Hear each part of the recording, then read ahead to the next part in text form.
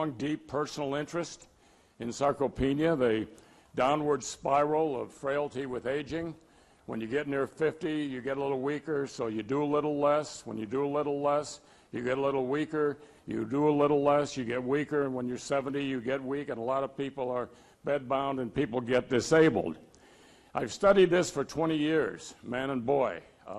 I'm a trial lawyer and an engineer. I was President Obama's lawyer in the Deepwater Horizon. I still do that for a living, but this is my life's work now.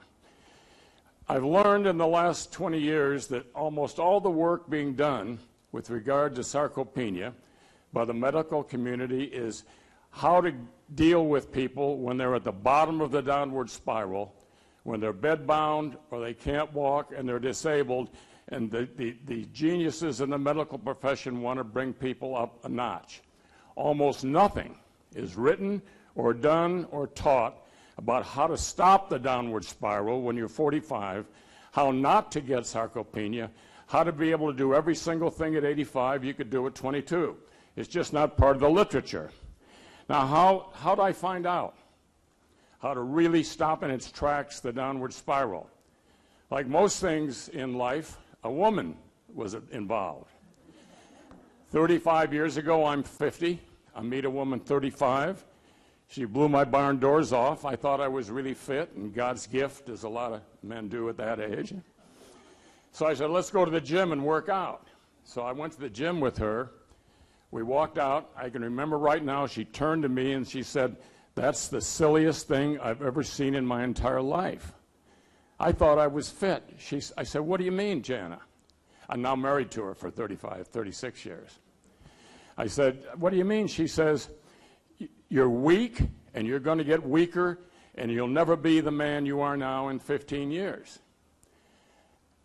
I said, "What do I do?" She said, "I'll find a strip mall in a crappy shopping center and we'll find you a real trainer and you'll learn how to do real exercise." I started right then, and I was feeling better all along, and I got to be 60. I love to ski, I love to play basketball, I love to play golf, and I noticed at 60, all of my lifelong skiing buddies were falling by the wayside. Oh, my knees hurt, I'm tired, I can't do that. I got curious, why would it be that I love skiing more than ever, love being up at Vail on a powder day, and all my buddies have quit? So I start reading. That's what lawyers do. Medline, all the big data banks out there. And I find in 1994 a collected piece of research by Dr. Roger Fielding. I'm sure you've heard of Dr. Fielding. And I see the word sarcopenia. And I've got two sons-in-laws who are surgeons, and I start saying, "What's this sarcopenia stuff?" None of them had heard of it. And I start reading more and more, and I see that there's now recognized since last October by the AMA, sarcopenia is now a disease. It used to be a condition or a syndrome, now recognized by the AMA as a disease. And I've read everything you can read in the field, and I've learned that both my darling wife, who told me I was wasting my time in the gym, and what I've learned from Dr. Fielding and his team is that there is a remedy. It is intense physical activity. There's no easy way around it. I don't want to discuss it now because it would take too long, but I think it's tied into what the real cause is.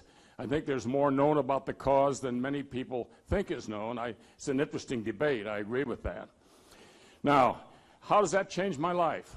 Okay, I'm 85. I'm working 7. I'm not bragging. I was not a good athlete in high school or college. I got cut from every team I ever played on.